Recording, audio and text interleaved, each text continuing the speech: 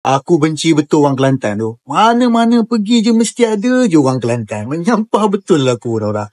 Hey bro, what happened? Why benci orang Kelantan? Lah, saya cakap pasal orang Kelantan, bukan pasal orang Cina bro. Sorry. I born Kelantan, no. Hello bro. Oh iya ke? Yeah. You think what Kelantan tak ada orang Cina ke? I was born there. Very harmonious in Kelantan.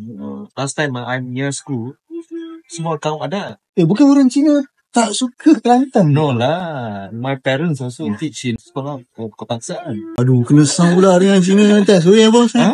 Sorry ya bos. Ada banyak story ke? Story yang tak tepat ke?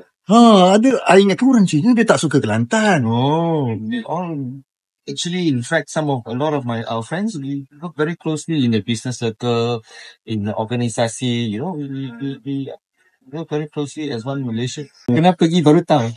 Kena visit dah tahu. Okay lah bos, saya malu lagi. Nusang lah.